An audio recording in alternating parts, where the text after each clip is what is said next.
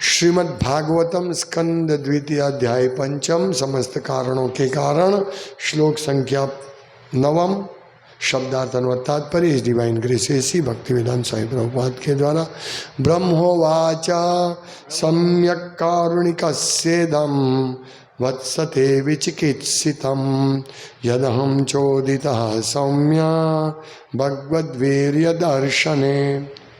शब्दार्थ ब्रह्मा उवाचा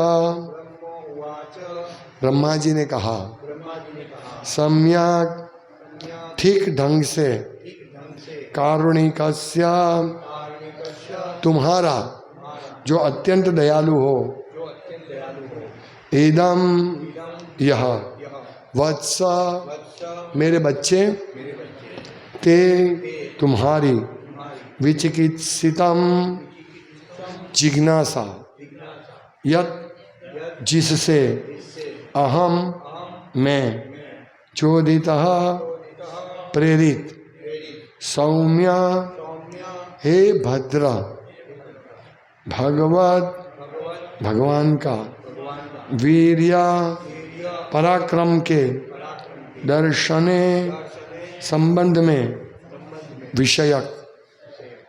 अनुवाद ब्रह्मा जी ने कहा हे मेरे वत्स नारद, तुमने सबों पर करुणा करके ही ये सारे प्रश्न पूछे हैं, क्योंकि इनसे मैं भगवान के पराक्रम की बारीकी से देखने के लिए प्रेरित हुआ हूँ।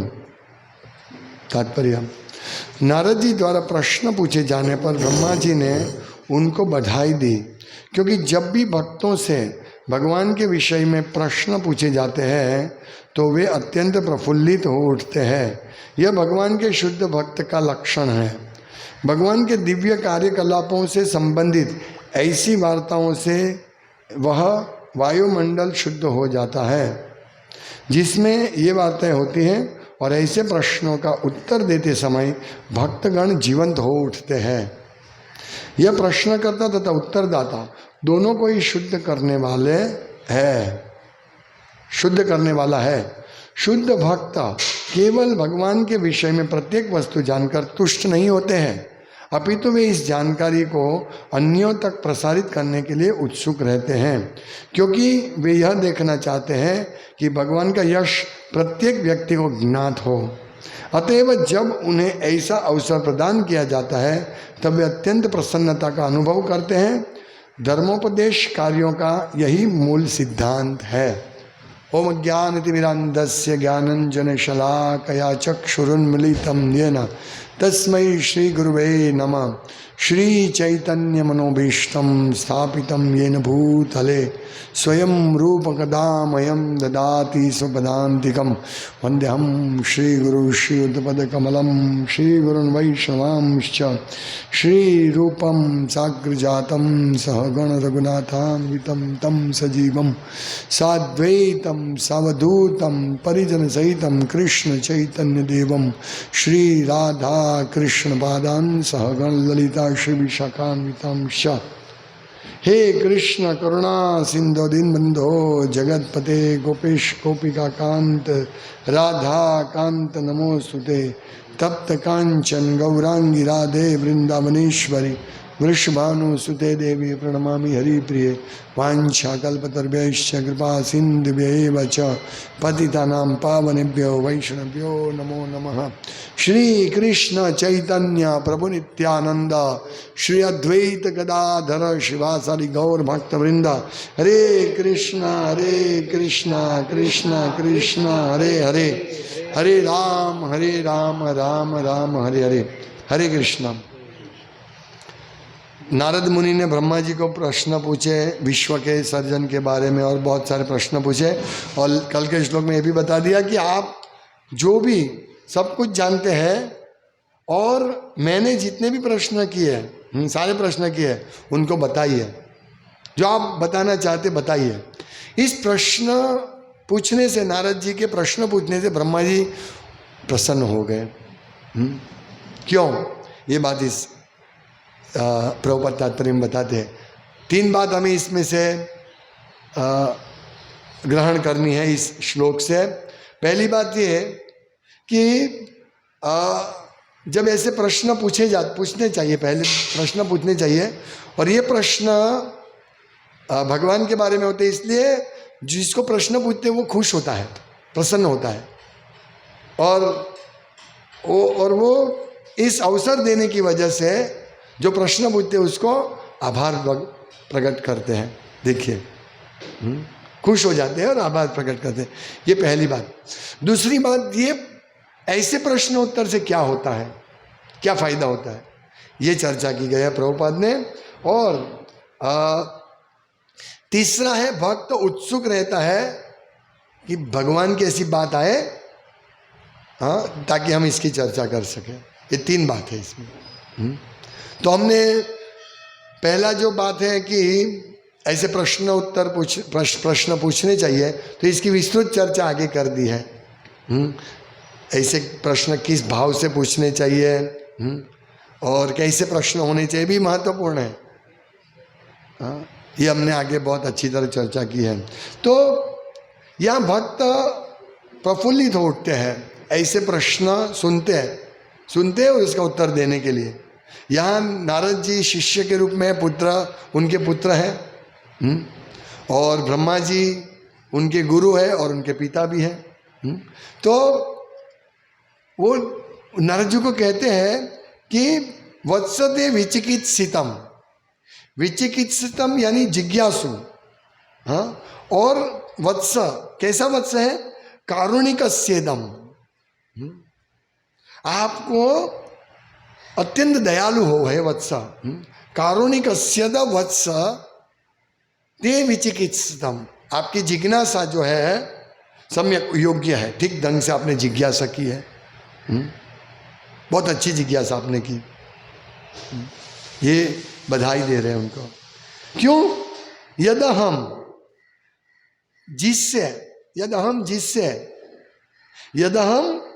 चोदित, मैं प्रेरित हुआ हूं, तुम्हारे प्रश्न से मैं प्रेरित हुआ, उत्साहित हुआ हूं। किसके लिए? सौम्य हे भद्र नारद, हे वत्स बेटे, तुमने ही जो प्रश्न किए इससे मैं बहुत उत्साहित हुआ, प्रेरित हुआ हूं। किसके लिए? भगवद वीर्य दर्शने, भगवद की वीर्य गाथा, शूर भगवान की जो पराक्रम है, वीर्य पराक्रम की गाथा है, हाँ, उसको संबंध के विषय में आपने प्रश्न किए, इसीलिए मैं प्रेरित हुआ हूँ। इसका मैं बहुत उत्सुक हूँ, इसलिए पराक्रम का बारीकी की देखने के लिए मैं प्रेरित हुआ हूँ। ये ब्रह्मा जी ये सब कर रहे हैं, फिर भी ब्रह्मा जी उत्तर देने के लिए बोलते मैं बहुत प्रेरित हुआ हूँ, अभी मैं बहुत अच्छी तरह और अच्छे ढंग से प्रस्तुत करूँगा ये सब जो तुमने प्रश्न किए है। तो ये दूसरी बात है कि ऐसे क्यों प्रेरित हुए, क्यों उत्साहित हुए ब्रह्मा जी? क्योंकि ऐसी कथा करने से वो वातावरण शुद्ध होता है। सामने वाली व्यक्ति प्रश्न करता और उत्तर करता, दोनों शुद्ध होते हैं। यहाँ प्रभुपाद लिखते हैं कि भगवान के दूसरा बात जो हम बोलते हैं उससे पहले क्या है कि ये भगवान के शुद्ध भक्त के लक्षण है। क्या लक्षण है? ऐसी बात सुनने से, ऐसे प्रश्न सुनने से वो उत्साहित हो जाते हैं, ये लक्षण है। तो अगर हम भक्त हैं तो हमें जब ऐसे प्रश्न पूछे जाते हैं या हम ऐसे प्रश्न सुनते हैं या उसका उत्तर सुनते हैं तो हम प्रसन्न होने चाहिए। ये भगवत भक्त का लक्षण है, समझ। और दूसरा बात कि ऐसी कथा करने से क्या होता है, भगवान के दिव्य कार्यकलापों से संबंधित ऐसी वार्ताओं से वह वायुमंडल शुद्ध हो जाता है। हाँ, कौन सा वायुमंडल? जिसमें ये वार्ताएं होती हैं, यानी ये पूरा शुद्ध हो जाता है। और ऐसे प्रश्नों का उत्तर देते समय भक्तगण जीवंत हो उठते हैं। यस, बताइए बताइए। भक्त ये इस कथा का श्रवण कीर्तन करने से ये लाभ होता है। सब भक्त एनलाइन, ओ अभी हम भागवतम कथा सुन रहे हैं, हाँ, ये हम उत्कुंठित होते हैं, उत्साहित होते हैं। ये दो बातें, और वातावरण तो शुद्ध होता ही है। और हमारा भी कितना जल्दी शुद्धिकरण होगा। देखिए ये विश्वामित्र मुनि ने 60,000 साल तप किया और मेनका के कंकर की आवाज़ से, नूपुर की आवाज़ से उनका फॉल डाउन हुआ, टेम्पररी फॉल डाउन हुआ उनका। वो महान व्यक्ति थे। ये इनका फॉल डाउन हमारी तरह नहीं समझना चाहिए। तो ये अन्य विषय में हमारा ध्यान जाता है। विशेष करके आज सुबह भी मैंने बताया कि ये स्त्रियों के बारे में ये ध्यान जाता है। सुंदर स्त्री, अगर सजी धजी स्त्री हो या कोई भी स्त्री को देखते हैं तो व्यक्ति के हृदय में काम तीर छोड़ता है उसके मन में, और वो तीर से वो घायल होकर उसका विनाश हो सकता है। ये माया का सबसे बड़ा शस्त्र है। आप देखिए ये यूट्यूब चल रहा है, जो भी इंटरनेट पे जो भी चल रहा है उसमें मुख्य चीज़ है काम को भड़ाका करना, काम का धड़ाका करना। लोगों, हम सब में काम वासना है और ऐसा चीज़ देखने से और भड़कती है, और इसका परिणाम क्या आता है? उसका परिणाम आता है हमारा पतन। हमें कोई लाभ नहीं होता है ऐसा गंदा चीज़ देखने से। ऐसी बिना काम की भगवान के विषय के अलावा जो हम बात जनरली यूट्यूब पे 99% ऐसा ही आता है जो हमारी काम वासना को प्रेरित करते हैं और अल्टीमेटली पूरा फॉल डाउन हो जाता है। लेकिन ऐसी कथा सुनने से क्या होता है? ब्रह्मा जी जैसे लोग भी बोलते हैं कि हम उत्साहित हुए, हम पवित्र हो रहे हैं। हाँ, कि ये इसीलिए ब्रह्मा जी आभार व्यक्त कर रहे हैं। हाँ, क्या बोल रहे हैं कि कारुणिकस्येद वत्सम, तुम बहुत दयालु हो।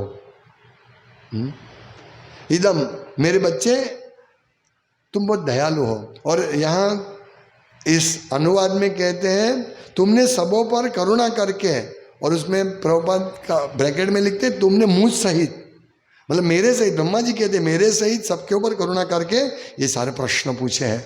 देखिए हम समझ सकते हैं, एक साइड हमारा आधुनिक विज्ञान की प्रगति है और एक साइड भगवत भावना में हमारी प्रगति होती है। दोनों देखिए, दोनों विरुद्ध है। एक पूरा नरक की ओर ले जा रहा है और एक आपको भगवत धाम ले जा रहा है। हमें कौन सा सिलेक्ट करना है वो देखना है। ये जो अभी की सब स्टोरी, काल्पनिक कथाएं, काल्पनिक सीरियल, क्रिकेट मैच, पोर्नोग्राफी एक साइड है जो हमको सीधा नरक का हाईवे ले जा रहे हैं। हाईवे है, नरक के हाईवे है।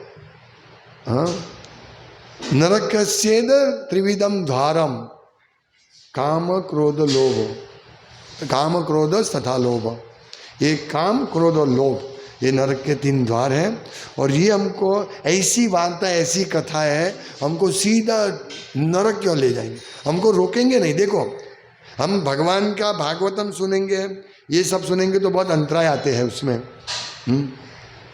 हम रोज भागवतम पढ़ते हैं तो कभी कभी ऐसा आज भागवतम नहीं पढ़ सकते, टाइम नहीं है, उसमें अंतराय आता है। फिर एक दिन नहीं पढ़ा तो 4 दिन नहीं पढ़ेंगे, 5 दिन नहीं पढ़ेंगे, फिर वापस उसको लाइन में लाने के लिए हमको कठिन परिश्रम करना पड़ता है। इसमें बहुत अंतराय आते हैं भगवत धाम जाने के लिए, भागवतम पढ़ने के लिए। हाँ, लेकिन इसके उल्टा आप YouTube देखेंगे, वीडियो देखेंगे, ऐसी काल्पनिक कथा देखेंगे तो इतना इसमें रुचि रहेगी कि हम नॉन स्टॉप देखते रहेंगे। नॉन स्टॉप है कि नहीं? नॉन स्टॉप देखते रहेंगे।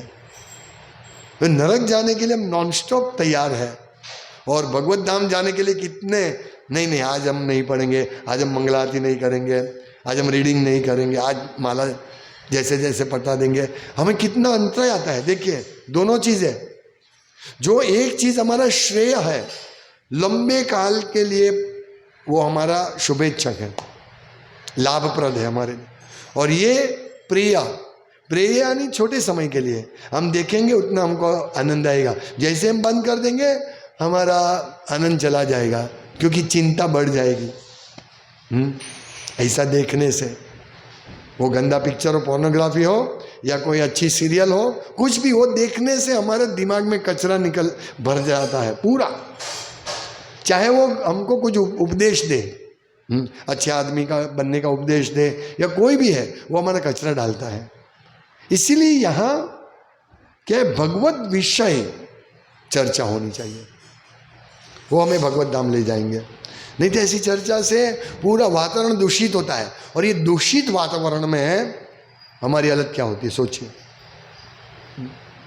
हम कचरे के पास बैठे, और थोड़े व्यक्ति कचरा पेटी के पास बैठे, और थोड़े व्यक्ति गार्डन में जहाँ बहुत सुंदर सुंदर पुष्प है, चंपा, गुलाब, ऐसे पुष्प के गार्डन में बैठे, और एक जगह है पूरा कचरा, पूरे चारों ओर। जैसे संडे को हम पुस्तक वितरण के लिए जा रहे थे, तो ये जो कचरा पूरा रांदेर का कचरा डंप होता है, वो जगह से हम पसार करते हैं, सब ने मुंह पे उंगली रख दी, आओ ये बहुत बदबू आ रही, चलो जल्दी यहाँ से निकलो।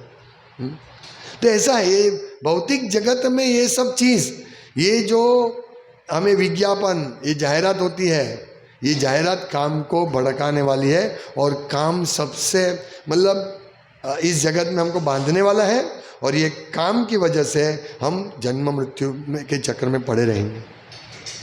लेकिन हमको ये दुर्गंध नहीं दिखती। हाँ, ये भगवान के विषय को छोड़ के जो भी जितना भी श्रोतव्यादिनी राजन नृणाम संति सहस्रशः, सुनने की इस दुनिया में बहुत सारे विषय है। श्रोतव्यादिनी राजेंद्र नृणाम संति सहस्र, हजारों बात है। इसलिए ये अभी ये इंडस्ट्री क्यों ग्रो हो रही है, ये फिल्म इंडस्ट्री और ये सब, इसकी वजह से कि लोग बहुत है, उसका मार्केट बहुत है। लेकिन भगवत विषय के लिए लोगों को इतना उत्साह नहीं रहता है। इवन भक्तों को भी संभालना पड़ेगा। तो ये पूरा वातावरण को अपवित्र करता है, और भगवान की कथा पूरे वातावरण को पवित्र करती है, और हमें एक संतुष्टि होती है। तो ये दूसरी बात है कि ऐसी कथा से हमारा पूरा वातावरण, या क्या कहते हैं कि सिर्फ हाँ, ऐसी वार्ताओं से वह वायुमंडल शुद्ध होते हैं जिसमें ये वार्ता होती है, और ऐसे प्रश्न का उत्तर देते समय भक्तगण जीवंत हो जाते हैं, यानी भक्त उत्साहित हो जाते हैं, यस सुनाइए कथा। तो दो लाभ होते हैं ऐसी कथा करने से। तो और ये दोनों को शुद्ध करने वाला है, प्रश्नकर्ता और उत्तरदाता, ये दोनों को शुद्ध करने वाला है, प्रभुपाद कहते हैं। और हम देखते हैं ऐसी कथा सुनते सुनते सुनते सुनते हमारा जो भगवान के प्रति जो चेतना है वो हमारी डेवलप हो रही है, डेवलप होगी, क्योंकि हम सतत शुद्ध हो रहे हैं। इसीलिए मॉर्निंग प्रोग्राम कितना पावरफुल है हम समझ सकते हैं इससे।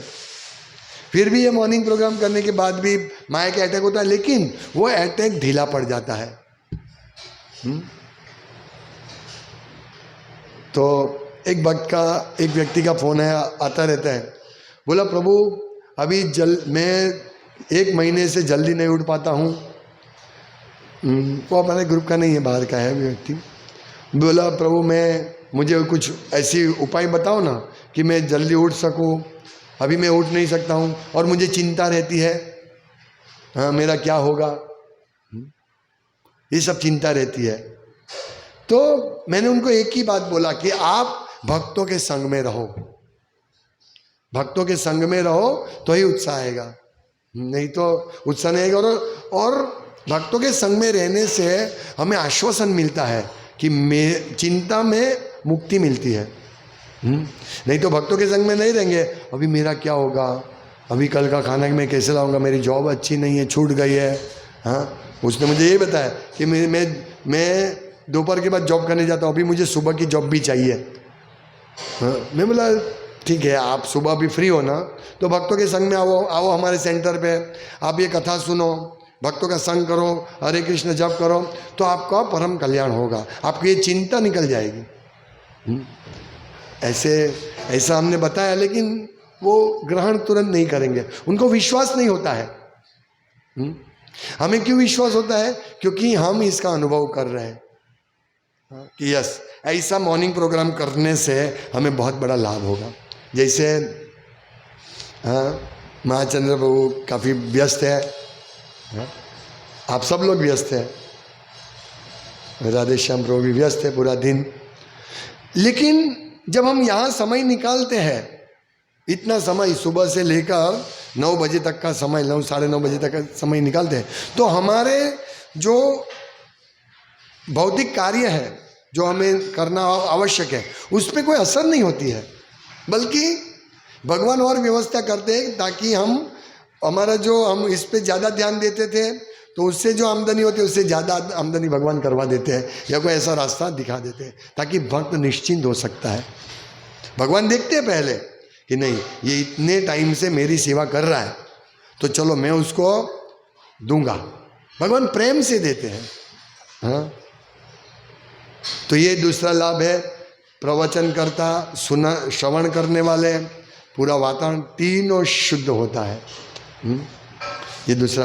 अभी तीसरी बात भी महत्वपूर्ण है, ऐसा भक्त जो इस प्रकार से शुद्ध होता है वो सिर्फ तुष्टि अपने संतुष्ट होकर वो नहीं बैठ जाता है, हाँ मुझे अभी संतुष्टि है, अभी मैं हर रोज इस प्रकार से भगवान की भक्ति करता हूँ, कथा सुनता हूँ, मुझे संतुष्टि है, नहीं, वो संतुष्ट होकर तुष्ट होकर बैठ नहीं जाता है, अभी वो उत्साहित रहता है दूसरे को प्रचार करने के लिए। ये भी निशानी है शुद्ध भक्तों की कि शुद्ध भक्त कभी अपने लिए प्रसन्न होकर बैठने का नहीं, वो यही सतत सोचता रहेगा कि दूसरा का कल्याण कैसे हो। यहाँ प्रभुपाद यही बताते हैं कि शुद्ध भक्त केवल भगवान के विषय में प्रत्येक वस्तु जानकर तुष्ट नहीं होते हैं। ये तीसरा पॉइंट बहुत इंपॉर्टेंट है।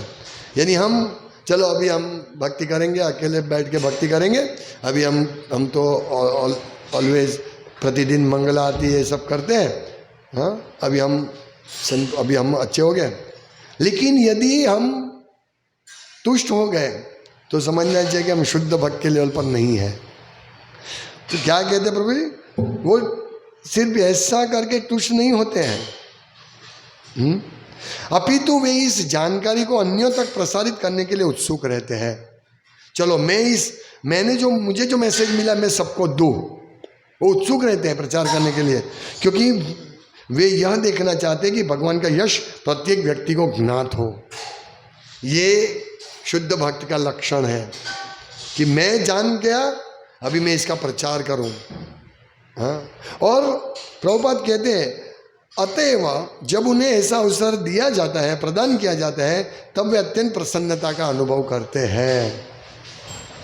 यानी इसका मतलब क्या है कि जब भक्त को ऐसा मौका मिलता है कि वो कुछ ज्ञान मिलता है तो वो ये ज्ञान बांटने के लिए प्रसन्न हो जाते हैं। इसीलिए भक्त लोग बुक डिस्ट्रीब्यूशन के लिए इतने साल से उत्सुक होकर, प्रसन्न होकर कार्य करते हैं, बुक डिस्ट्रीब्यूशन करते हैं। देखिए क्यों, उसको भगवान का ज्ञान मिलता है, वो तुष्ट होता है और फिर वो प्रचार करता है। इसीलिए बुक डिस्ट्रीब्यूटर, यस आज संडे आ गया है, चलो हमारा फेस्टिवल हो गया, हम लोगों को प्रचार करेंगे। देखिए हम बुक डिस्ट्रीब्यूशन करने के लिए जाते हैं, हमें कितना बड़ा मौका मिलता है, कीर्तन करते हैं, हरे कृष्ण महामंत्र का हजारों जीव सुनते हैं, हाँ आधा पौना घंटा हजारों लोग सुनते हैं। तो ये भक्त का, इसीलिए ब्रह्मा जी कहते हैं ना कि हाँ कारुणिकस्येदम वत्स, तुम बहुत दयालु है, ये भक्त दयालु है। वो बारिश हो तो भी जाता है, ठंड है गर्मी है वो जाता है, कीर्तन करता है और बुक डिस्ट्रीब्यूशन करता है। कीर्तन करके पूरे वातावरण को शुद्ध करते हैं और बुक डिस्ट्रीब्यूशन करके वो व्यक्ति के पूरे घर को, पूरी पीढ़ी को, पूरे परिवार को शुद्ध करता है ना। ये बुक डिस्ट्रीब्यूशन का महिमा। और ये ब्रह्मा जी चाहते हैं ऐसा, ब्रह्मा जी स्वयं उत्सुक हो गए, चलो मुझे प्रचार करने का मौका मिला। देखो बात तो देखो, ब्रह्मा जी प्रसन्न हो रहे और हमको ये मौका मिल रहा है हर संडे, हर फेस्टिवल में, एवरीडे भी जा सकते हम। यदि भी ऐसा भक्त मिला तो हम एवरीडे भी प्रतिदिन जा सकते हैं। इसमें बहुत बड़ा ये है, पोटेंशियल शक्ति है जो हमें शुद्ध करेगा, वातावरण को शुद्ध करेगा और सबको शुद्ध करेगा। तो ये है धर्मोपदेश कार्यों का यही मूल सिद्धांत है। क्या सिद्धांत है? कि जब भक्तों को अवसर प्रदान किया जाता है भगवान की कथा करने का तो वो अत्यंत प्रसन्नता का अनुभव करते हैं। यानी हम सुन के तो प्रसन्नता अनुभव करते ही है, हाँ, भगवान की कथा सुन के हमारा प्योरिफिकेशन हो, इसलिए हम प्रयास करते ही है प्रसन्नता से। लेकिन लोगों को भी ये भगवत ज्ञान देने के लिए हम प्रसन्न हो जाते हैं, भक्त प्रसन्न हो जाते हैं। यही इसका सार है। हरे कृष्णा। तो जो इस प्रकार सेवा में लगा रहा है, हाँ, भगवान की कथा का प्रचार करने, भगवान की कथा का श्रवण कीर्तन करने जो लगा रहते हैं, उन सब के लिए ये वाक्य हो सकते हैं, सम्यक कारुणिकस्येदं वत्सते विचिकित्सितम। उन सब के लिए ये लग सकता है, हाँ? ये सब भक्त ऐसे होते हैं जो सेवा करते हैं इस प्रकार, भगवान की प्रेम से सेवा करते हैं, श्रवण कीर्तन में उत्साह रुचि रखते हैं, उन सब के लिए बोल सकते हैं वो कारुणिकस्य है, हाँ, वो दयालु है। कारुणिकस्य दयालु है, क्योंकि बिना दया को प्रचार नहीं कर सकते। और ये सबसे बड़ा सिद्धांत है जो चैतन्य महाप्रभु ने दिया है, वैष्णव सेवा जीवेर दया, वैष्णव सेवा नामेर रुचि। जीवेर दया, हाँ, ये जीव के ऊपर दया है, और वैष्णव सेवा और नामेर रुचि, रुचि वो स्वयं को शुद्ध करके उसको नाम में रुचि आती है, इसीलिए वो छोड़ नहीं सकता, हाँ, वो कभी हरे कृष्ण महामंत्र जपना छोड़ नहीं सकता। यदि इस प्रकार से वो भक्तों के संग में है तो फिर भक्तों का संग छोड़ देगा ना, फिर ये ज्ञान उसको नहीं मिलेगा, ये ज्ञान का आदान प्रदान नहीं होगा, भगवान की कथा का वीर्य, हाँ, भगवत वीर्य दर्शन है, उसका लाभ उसको नहीं मिलेगा, तो उसका कनेक्शन कट जाएगा, फिर वो धीरे धीरे माला छोड़ देगा। अभी माला आज नहीं, क्या माला करने से क्या लाभ होगा? जब भक्त इस प्रकार भक्तों के संग में रहता है तो उसको माला अच्छी तरह करने का उत्साह मिलता है, और जब भक्तों के संग से चला जाता है तो माला छूट जाती है। एक बार माला छूट गया फिर हमारा पूरा, हमारे सर पे बड़ा हथौड़ा है माया का, हमको पूरा कुचल देगी माया। इसीलिए हम लोगों को भक्तों के संग में रहना है। हरे कृष्णा। श्रीमद् भागवतम की जय, श्रील प्रभुपाद की जय। वांछाकल्पतरुभ्यश्च कृपा सिन्धुभ्येव च पतितानां पावनेभ्यो वैष्णवेभ्यो नमो नमः।